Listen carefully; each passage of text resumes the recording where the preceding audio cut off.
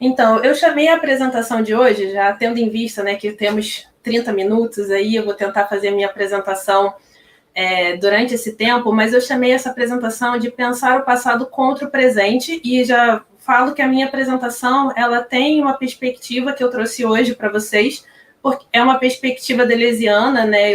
Acabei de fazer um curso sobre o Sócrates, o Foucault do Deleuze, então esse livro acaba que está muito presente aí na minha vida nesses últimos tempos, então eu quis trazer uma coisa diferente também do que eu já falei. Eu já falei sobre a minha pesquisa várias vezes, a Cassiana já está até cansada de ouvir da minha pesquisa. Então, assim, eu quis trazer um pouco uma perspectiva deleuziana sobre o Foucault e os antigos, então vamos imergir numa perspectiva diferente, que é justamente uma perspectiva também bastante interessada, né? O Deleuze também não faz nada por acaso, ele leu Foucault de modo interessado, ele produz uma outra coisa, e é muito interessante nesse livro, né, quando a gente olha melhor o que o Deleuze destacou, né, das obras do Foucault, e tem esse capítulo que se chama As Dobras ou Fora do Pensamento, a Subjetivação, e o Deleuze vai chamar a atenção, né, o que aconteceu durante o silêncio bastante longo que se seguiu desde a vontade de saber. E aí ele vai destacar que o Foucault precisou pensar um pouco mais do que ia além dessas relações de saberes e poderes que nos formam, e o que então pode emergir justamente como um campo do novo, um campo da resistência. E justamente o que o Deleuze vai chamar a atenção é como essas últimas obras, ou últimas produções Foucaultianas, se focaram muito sobre essa questão da resistência, né? De como a gente pode pensar um si que se escapa, um si que não é somente produto dessas relações de forças e é justamente vidas que destoam, vidas que estão em confronto. E foi justamente essas vidas, né, esse projeto Foucaultiano, que a gente pode pensar ali, que o Deleuze também chama a atenção, da vida dos homens infames, né, como é que esse projeto Foucaultiano de vidas que resistem, chamam a atenção do Foucault a nossa possibilidade de resistir e a nossa possibilidade de criar outras formas de vida. Então, o Deleuze chama atenção para diagramas, né? Então, o diagrama da antiguidade, o diagrama da Idade Medieval, como é que esses diagramas eles estão em movimento, eles são espaços de mutações, porque a gente não vive mais o mundo antigo, a gente não vive mais o mundo medieval, a gente vive uma outra coisa, uma nova forma, né, de história. Então, ao mesmo tempo, pensar esses diagramas quando a gente olha para a antiguidade, para a Idade Medieval, a Idade Moderna, e pensar quais são os próximos diagramas por vir, né? O que a gente vai conseguir construir e reconstruir, reconfigurar para um próximo diagrama. Então, pensar o campo da história, o campo dos homens, né, dessa nossa história humana, como esse campo do movimento, esse campo sempre da metamorfose, da mudança, sempre vindo para um porvir que a gente não sabe para onde vai dar, né? Então, acho que ninguém imaginava aí no nosso Brasil contemporâneo que a gente teria Bolsonaro como presidente. Para mim, foi totalmente inesperado. Então, acredito que esse porvir é sempre algo do campo do inesperado, né? E o interessante é pensar que esse fora, né, que o Deleuze está chamando a atenção, não é uma exterioridade, né? A gente vai ver depois, mas ele justamente está em vidas que se chocam com o poder. E aí, no caso, né, eu escolhi falar do Sócrates na minha pesquisa de doutorado, e é justamente o modo como eu analiso o personagem Sócrates, né, é justamente alguém que se choca com o poder. Então, ele tem ali um espaço do tribunal, ele deveria ter seguido determinadas regras, mas ele faz outra coisa, ele faz daquele espaço uma outra coisa. Então, assim, só citando um pouco, né, para a gente entender o que é essa história que o Foucault faz, e eu achei bem interessante essa citação do Deleuze, porque ele vai dizer, né, que o Foucault não faz uma história das mentalidades, mas das condições nas quais se manifestou tudo o que tem uma existência mental, os enunciados e o regime de linguagem.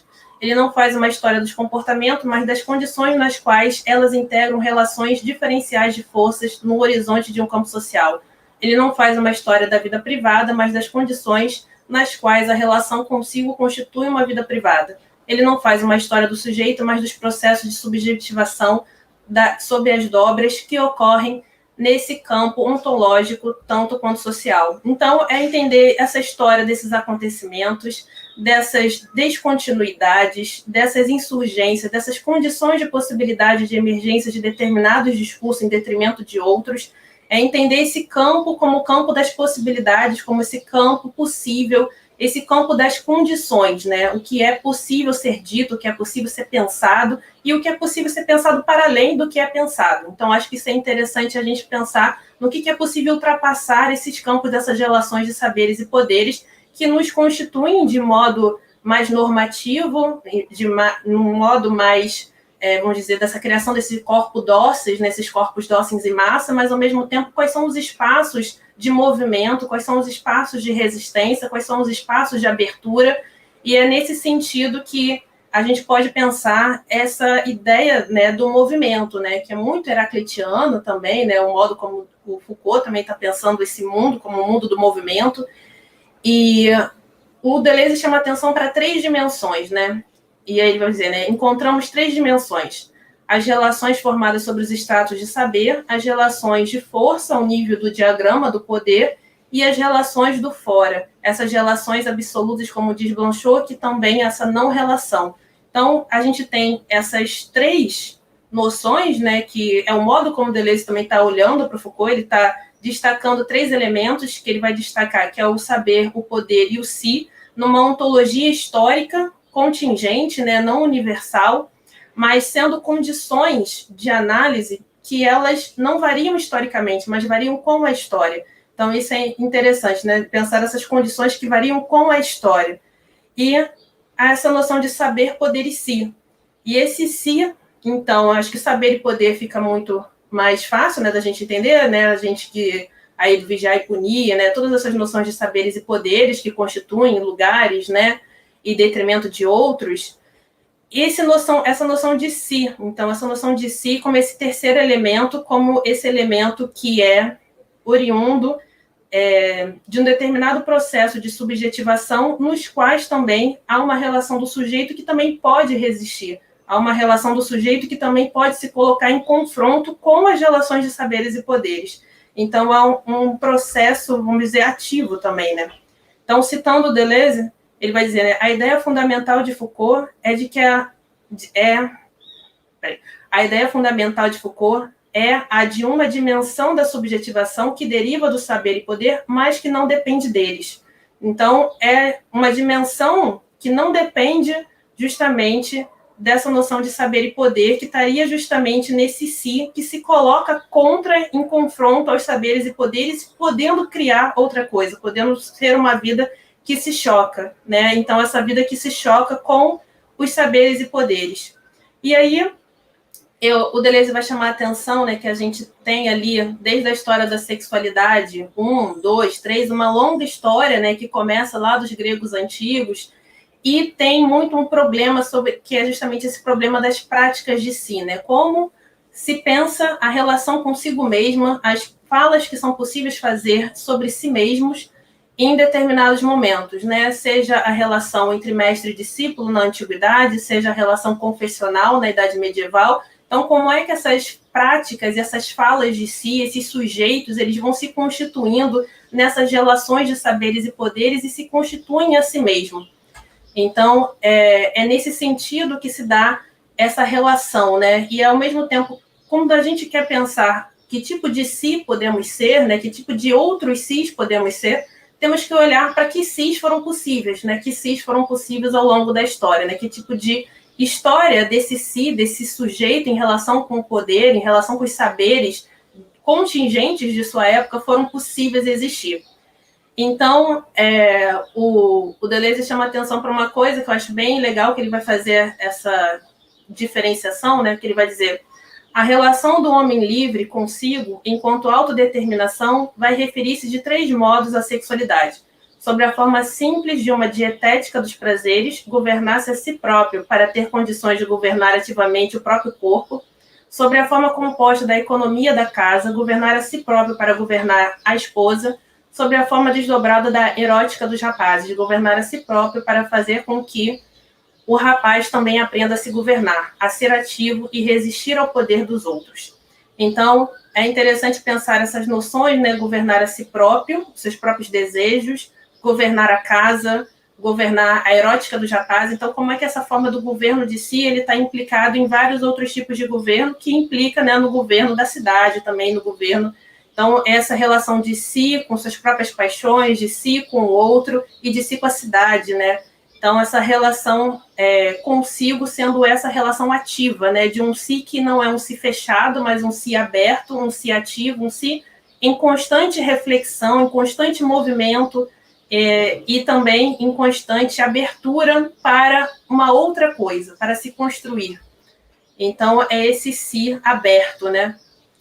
Bom, e aí, como eu falei, né? O Deleuze chama atenção para esse projeto, né, Foucaultiano relativo à vida dos homens infames, e aí ele vai dizer: não se trata de homens célebres que já possuíam palavra e luz e se tornam ilustres pelo mal, trata-se de existências criminais, mais obscuras e mudas, cujo encontro com o poder, cujo choque com o poder, coloca-os sobre a luz por um instante e faz com que eles falem. Então, eu trouxe, né? É claro que o Sócrates não é uma figura infame, no sentido de foi deixado sem voz, mas, ao mesmo tempo, para os seus contemporâneos, ele era visto como uma existência que precisou, né, ser levada ao tribunal, uma existência que foi vista como uma existência criminosa, né, que precisou, então, ser eliminada. E todo esse confronto, esse diálogo do Sócrates nos diálogos de Platão, falando justamente sobre isso, né? O Sócrates fala: poxa, eu já estou com 70 anos, por que vocês não me deixam morrer normalmente, né? Por que essa necessidade de me matar? E todo o confronto que se dá justamente também com a democracia, né? O Sócrates é um grande crítico à democracia, e você vê o tribunal sendo o lugar em que se vota por votação da maioria e se decide pela morte de Sócrates. E aí o Sócrates também confrontando isso, né, mostrando que o tribunal não é o lugar adequado para os exames das acusações, porque ele decide estar naquele lugar examinando para ver se cometeu algum ato que merecesse punição. Então, o modo como Sócrates se coloca nesse lugar é um modo diferente, né? Não é o modo esperado do tribunal. Ele faz uma outra coisa. Então, esse fora, esse novo, essa resistência, ela se dá justamente num lugar específico, que é o lugar das forças, que é o lugar em que ele deveria se submeter às relações de saberes e poderes, às regras do tribunal, que era levar as suas mulheres, né, sua esposa, filhos, né, pedir clemência, e é justamente o que ele não faz, né? É justamente o que ele se coloca contra a fazer. E ele sabe que, ao fazer isso, ele se expunha à morte certa, né? Ele fala sobre isso, que ao decidir fazer isso, não escrever um discurso de defesa, que ele se expunha à morte certa. Então, é nesse sentido que o Foucault está olhando para essas vidas singulares, e essa noção de singularidade também é uma coisa importante, né? Que tipo de modos a gente pode resistir, que tipo de vidas se colocam em confronto, e a resistência, no final das contas, você viver a vida resistente, essa estética da existência que o Foucault está dizendo, são vidas que se colocam em risco, né? São vidas que se colocam para ser mortas, são vidas que falam a verdade que afronta, falam a verdade que pode ser levada à sua eliminação. Então, é justamente aquilo que choca o poder. Então, a resistência, ela não vem do externo, exterior, ela vem do interno. Ela é um confronto com o interno. E aí, sim, você produz uma outra coisa. Porque desde a morte de Sócrates, o que isso ocasionou dentro da filosofia, né? Dentro de outros filósofos, como isso vai atingir o cinismo, o estoicismo, né? Como o próprio Diógenes vai dizer, que é o Sócrates revoltado, né? O Sócrates furioso. Então, como é que essas existências singulares, elas provocam reverberações até hoje, né? Na história da filosofia, no pensamento. E é entender essa singularidade que justamente faz com que as relações de forças, elas sejam transformadas, porque as relações de forças, elas sempre são instáveis, né? A toda relação de força tem uma possibilidade de resistência. A todo corpo que você incide um poder, você tem a possibilidade desse corpo fugir, desse corpo, né, ir para um outro caminho. É sempre um corpo, né, que está no movimento. Bom, então, citando Deleuze, ele vai dizer, né, existem singularidades de todos os tipos, sempre vindas do fora. Singularidades de poder, apanhadas em relações de força, singularidades de resistências, que preparam as mutações, e mesmo singularidades selvagens, que ficam suspensas no lado do fora, sem entrar em relações, nem deixar integrar. Então, as singularidades, elas são de todos os tipos, né? Então, essas singularidades até selvagens, que não estão nem dentro ainda dessas relações. E aí a formação grega, né? A formação grega apresenta novas relações de poder, bem diferente das velhas formações imperiais e que se atualizam à luz grega como um regime de visibilidade no logos grego, como um regime de enunciados. Então, é entender essa formação grega como diferente das anteriores, diferente das que a gente vê hoje, né?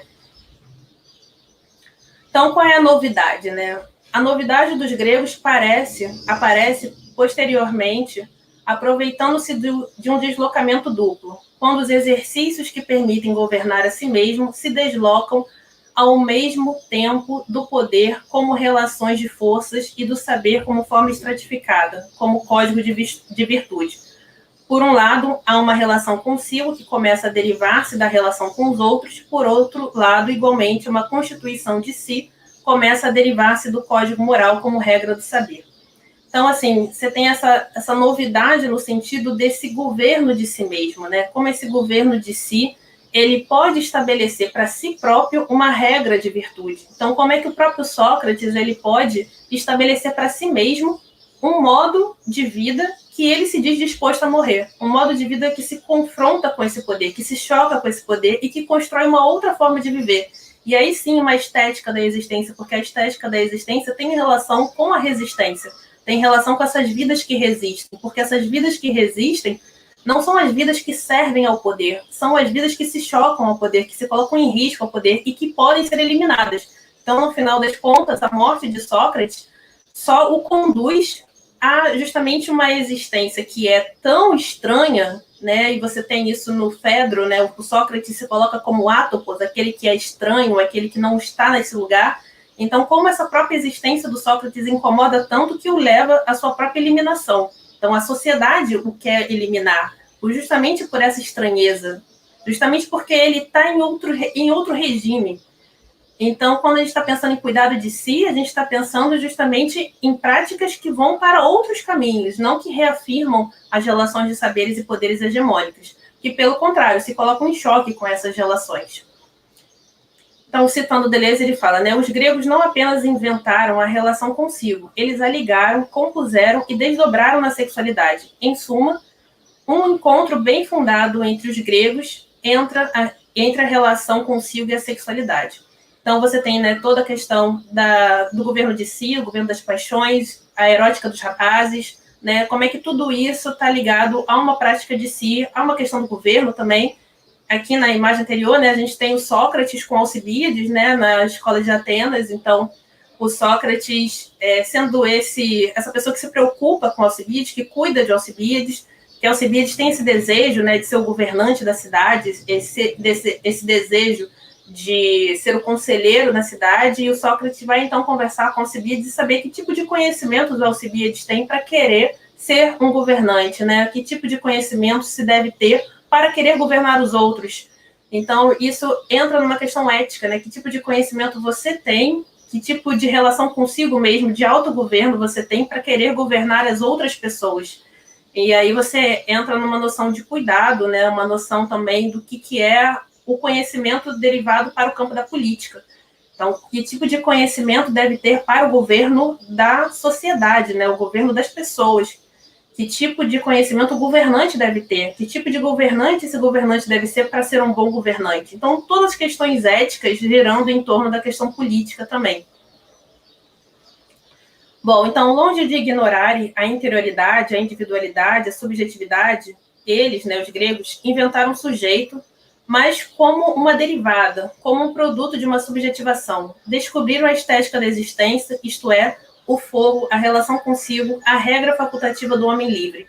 Então, essa ideia de liberdade, né, de homem livre, é muito interessante quando a gente está pensando na Grécia Antiga, né, principalmente nesses textos de Platão, porque existe essa liberdade que é anterior, não é exatamente você ser somente um homem livre, você não ser escravo, mas é você não ser escravo de si mesmo, você não ser escravo das suas paixões, você não ser escravo dos seus medos, das suas emoções, da sua raiva, das suas angústias, é você ter uma relação primeiro consigo mesmo, numa noção primeira de liberdade, para depois você pensar na possibilidade de governar outras pessoas.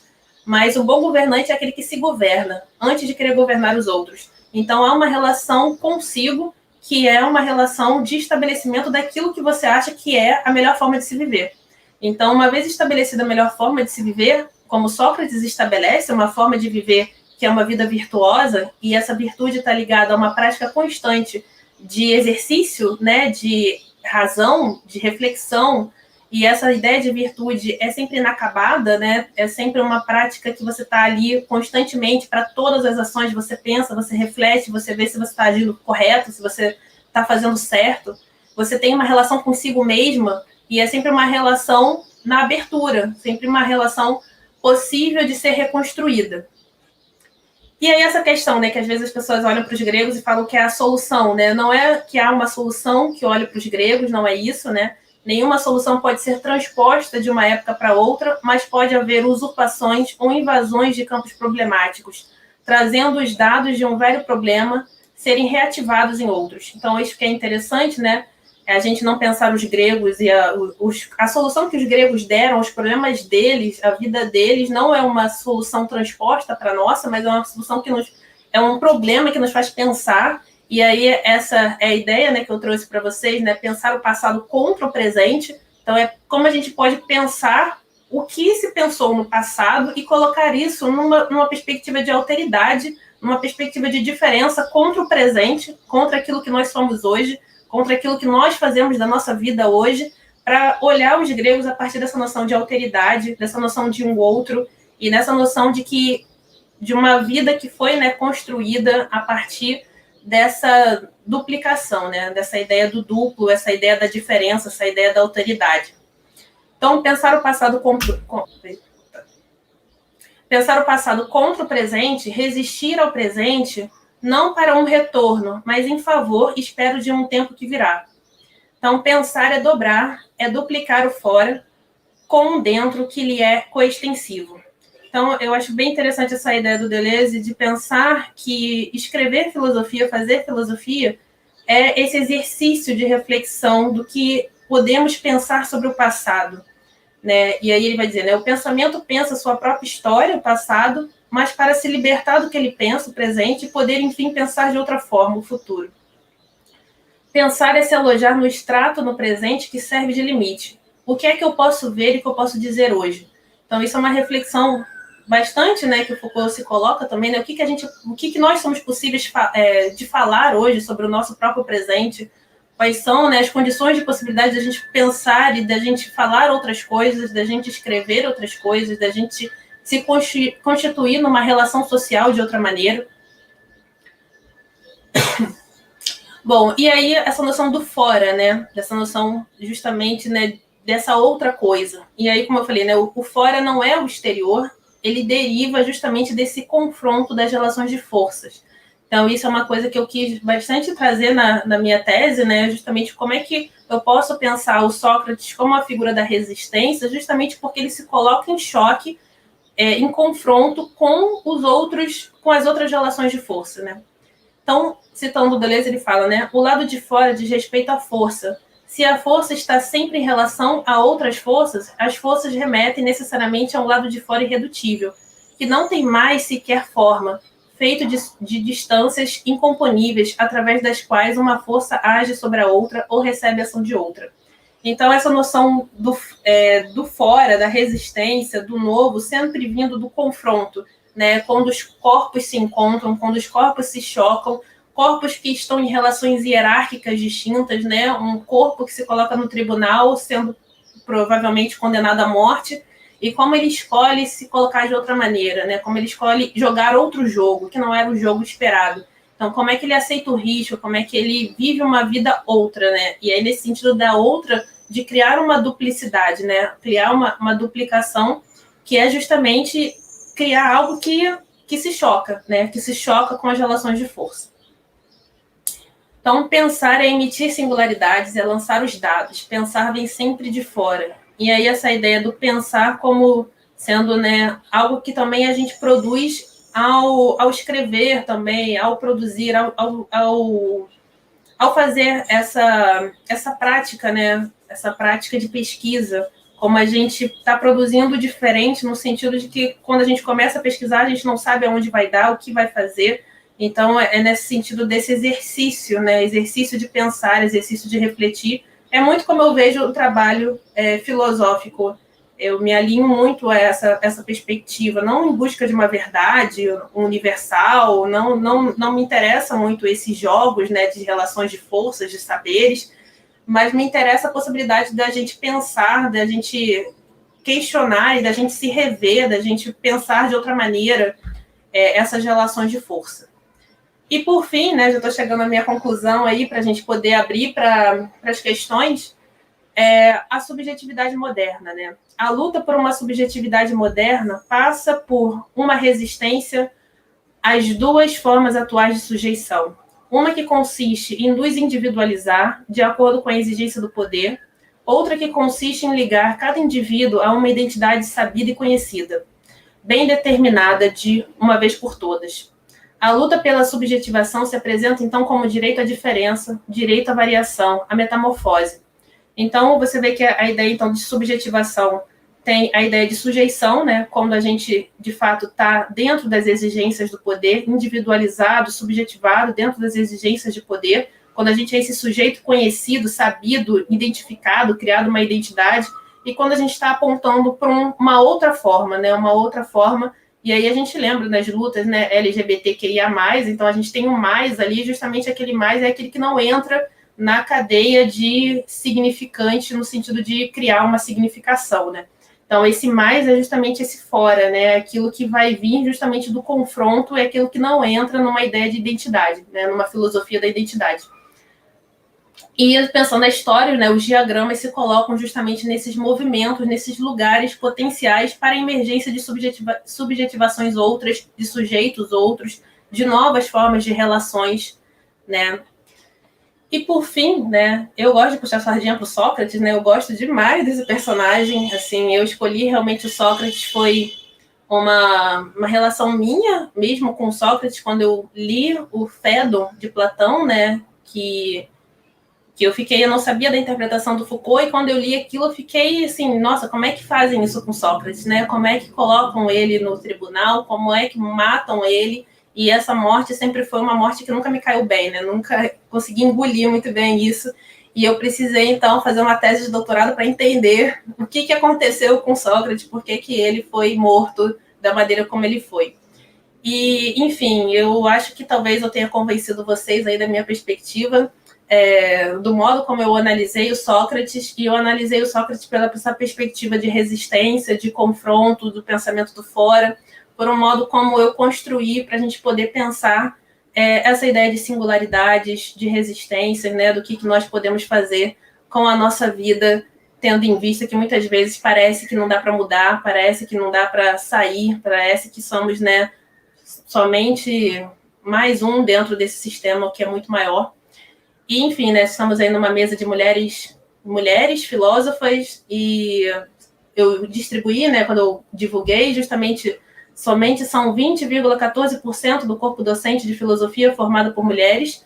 A gente ainda precisa lutar muito por uma igualdade, a gente ainda precisa lutar muito e resistir muito, porque parece que a gente consegue se formar no mestrado, doutorado, mas parece que dar um passo a mais, que é virar professor, né, a gente não consegue.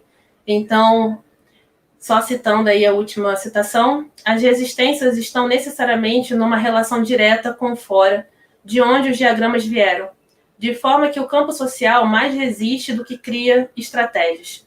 O pensamento do fora é o pensamento da resistência. Bom, gente, era isso que eu tinha para falar com vocês hoje. Obrigada.